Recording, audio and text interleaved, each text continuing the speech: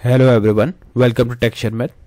आज के सेशन में हम नेविगेट बाय यूआरएल का एक और एग्जांपल कवर करेंगे। इससे पहले वाले सेशंस में हमने देखा कि कैसे हम सिंपल नेविगेशन कर सकते हैं नेविगेट बाय यूआरएल मेथड के साथ में, और कैसे हम चाइल्ड राउट पे नेविगेट कर सकते हैं।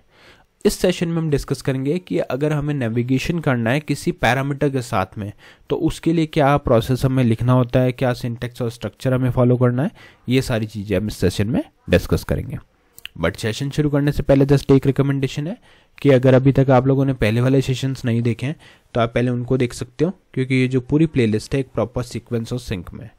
तो अगर आप उसको सिक्वेंशियली फॉलो करोगे और भी ज़्यादा ईजी रहेगा आप लोगों के लिए ऑनगोइंग टॉपिक को समझना और उसको इम्प्लीमेंट करना। क्योंकि अभी के लिए अपनी मेन रिक्वायरमेंट क्या है कि नेविगेट बाय यूआरएल के साथ पैरामीटर कैसे पास करें। बट उससे पहले पता होना चाहिए नेविगेट बाय यूआरएल होता क्या है, क्या डिफरेंस है राउटर डॉट नेविगेट में और नेविगेट बाय यूआरएल मेथड में, तब आपको ये चीज़ें इजीली समझ में आएगी। ठीक है, तो स्टार्ट करते हैं। देखो यहाँ पे हमने एक HTML की हेडिंग लिखी हुई है।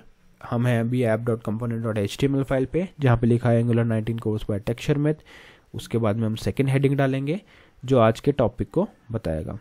तो यहाँ पे लिखेंगे navigation with parameters, navigation with parameter using navigate by URL method in Angular। ठीक है, navigation with parameters using navigate by URL method in Angular, ये आज का हमारा मेन टॉपिक है। अब इन हेडिंग्स को सेपरेट आउट करने के लिए बाकी कंटेंट से हम यहाँ पे एक HR लिख देंगे जो होगा हॉरिजॉन्टल रो, और उस हॉरिजॉन्टल रो के बाद में हम हमारा एक्चुअल कंटेंट लिखेंगे। अब बात करते हैं इसके प्रीरिक्विजिट्स की। तो सबसे पहले तो आपके पास कुछ कंपोनेंट्स होने चाहिए, क्योंकि कंपोनेंट्स होंगे तभी आप उन पर मूव कर पाओगे और अपना जो पैरामीटर आपने पास किया वो चेक कर पाओगे। तो देखो यहाँ पे हमने ऑलरेडी काफ़ी सारे कंपोनेंट बना के रखे हुए हैं, जैसे about component, contact component, not found component और सर्विसेज कंपोनेंट।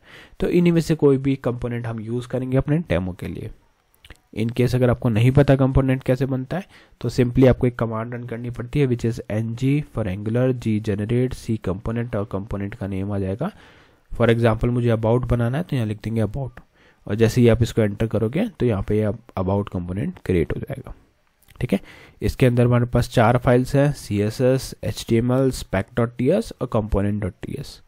सब कुछ ऑलमोस्ट हमने सेम ही रखा है, जस्ट एक डिफरेंस हमने यहाँ पे, ये मैं हटा देता हूँ, जस्ट एक चीज़ हमने चेंज की है about.component.html फाइल के अंदर, वो है यहाँ पे अबाउट पेज लिख दिया हेडिंग के अंदर। पहले यहाँ पे लिखा था पैराग्राफ के अंदर अबाउट वर्क्स, तो बस उसको एज ए हेडिंग शो करने के लिए हमने ये चेंज किया।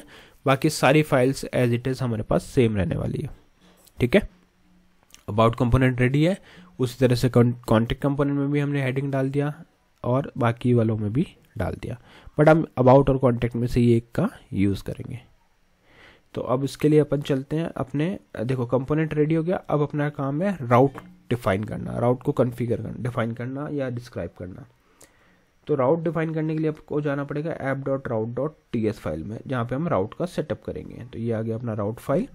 इसके अंदर एरे कुछ इस तरह से आपको मिलेगा इनिशियली, तो हम इसको नॉर्मली एक्सपैंड करके लिखते हैं। तो एक्सपैंड करते हैं और यहाँ पे लिखेंगे अपना पाथ। ठीक है, तो कर्ली ब्रेसेस आ गया, कर्ली ब्रेसेस के अंदर हम यहाँ लिख देंगे पाथ, और हमें इस पाथ में मूव करना है किस पे, अबाउट कंपोनेंट पे लेट्स से।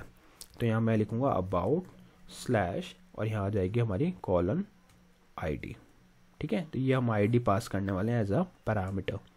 फिर एक देंगे कॉमा, यहाँ लिखेंगे कंपोनेंट कोलन, और यहाँ पे लिख देंगे यूज़र कंपोनेंट, सॉरी यूज़र नहीं, हमारा तो अबाउट है ना, तो अबाउट कंपोनेंट, और इतना करके इसको करेंगे सेव। देखो यहाँ पे हमने कॉमा दे दिया और एक यहाँ पे हमने कॉमा दिया, जिससे कि अगर आपको कोई और भी पाथ सेट करना है तो आप यहाँ पे कॉमा दे के सेट कर सकते हो, बट अभी अपने को सिर्फ एक ही पाथ बनाना है।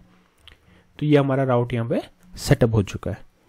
एक बार राउट सेटअप हो गया तो अब अपन चल सकते हैं किस पे, अपने app.component.ts फाइल पे। वहाँ पे हम अपना बटन के लिए जो भी चीज़ें चाहिए वो हम डिफाइन करेंगे। तो पहले चलते हैं component.ts पे, यहाँ इंपोर्ट सेक्शन पे जाएंगे और यहाँ पे लिखेंगे राउट आउटलेट।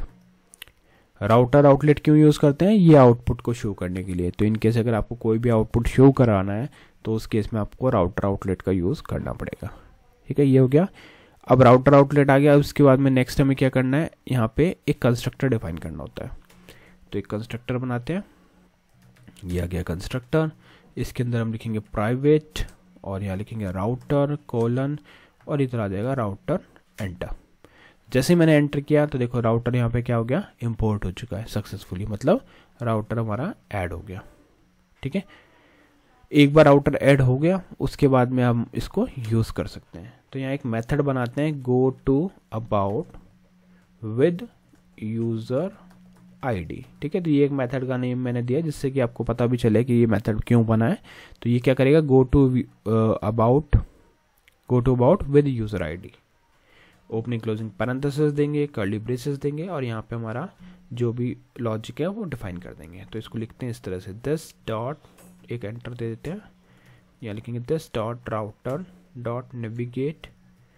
ये सब चीज़ें हमने navigate dot router dot navigate method के साथ किया है, बट अभी हम कर रहे हैं नेविगेट बाय यूआरएल मेथड के साथ, क्योंकि ये भी बहुत फ्रीक्वेंटली यूज़ होने वाला है। और यहाँ पे आप देख रहे हो हम सिंपली एक एज अ स्ट्रिंग ही पास करते हैं हर चीज़ को। तो यहाँ पे आप लिखोगे स्लैश अबाउट स्लैश और यहाँ पे आईडी, जो भी आईडी आपको पास करना है। जैसे मुझे सपोज 10 पास करना है तो मैं यहाँ लिख दूंगा 10। इन केस अगर आपको यहाँ पे चाहिए तो कमेंट भी डाल सकते हैं, पैरामीटर इन यूआरएल। ठीक है, ये मेथड हमारा यहाँ पे सेव कर देते हैं। परफेक्ट, इतना करने के बाद में आपका मेथड रेडी है और अब आप सीधा इसको यूज़ कर सकते हो। तो यूज़ करने के लिए चलते हैं कंपोनेंट डॉट HTML फाइल पे और यहाँ पे हम इसको यूज़ करने वाला लॉजिक लिखेंगे। तो यहाँ लिखते हैं पहले एक हेडिंग शो करने के लिए, यहाँ लिख देते हैं नेविगेट।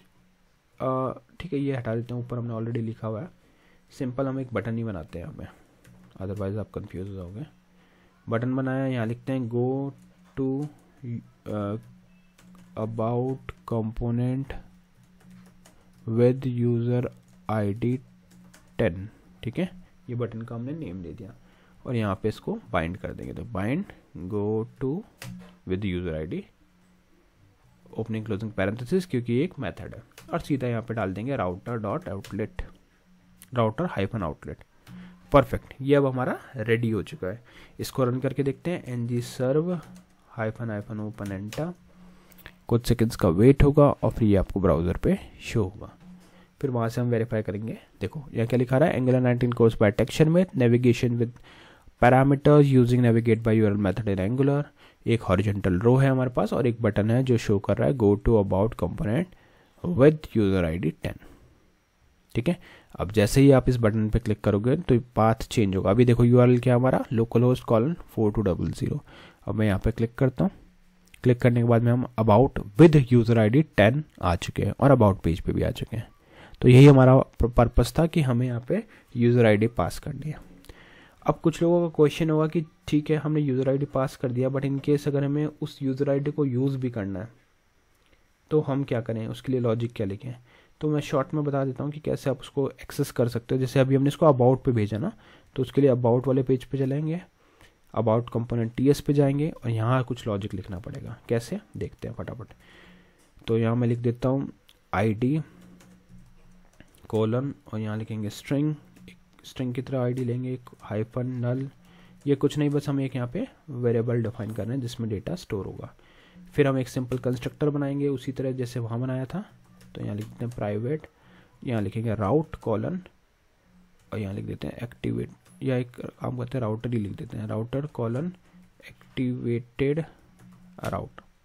ठीक है, फिर इसको करेंगे कर्ली ब्रेसेस को एक्सपैंड और इसके अंदर हम लिखेंगे दिस डॉट यूज़र, यहाँ पे आएगा this dot ID equal this dot router dot snapshot dot param map dot gate और फिर यहाँ पे हम हमारी जो ID वहाँ से पास हो रही है उसको गेट कर लेंगे। ठीक है, इतना करके इसको करते हैं सेव। ये मेथड हमारा क्या करेगा, जैसे ही रन होगा तो आपको, और ये मेक श्योर करना कि यहाँ पे एक्टिवेटेड राउट हो, अदरवाइज ये नहीं चलेगा। ठीक है, फिर इसके चलते हैं HTML पे, यहाँ पे सिंपली उसको प्रिंट करा देते हैं। तो यहाँ लिख देते हैं ID ठीक है, और चाहो तो यहाँ पे लिख भी सकते हो ID received from app component, ठीक है, ये लिख देते हैं, कॉलन दे देते हैं। कॉलन सिंटेक्स का पार्ट नहीं है, जस्ट एक हमने दिया है सेपरेट करने के लिए। तो देखो यहाँ पे आ गया ID received from app component 10। तो अगर मैं इसको रिफ्रेश बैक करके चलाऊँ, बटन पे क्लिक किया तो यहाँ पे आ गया आपके पास, ठीक है। तो यही पूरा प्रोसेस रहता है किसी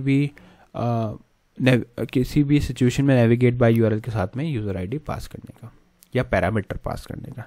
आज के लिए इतना ही था, नेक्स्ट सेशन में बाकी टॉपिक डिस्कस करेंगे। So thank you for watching tech share method.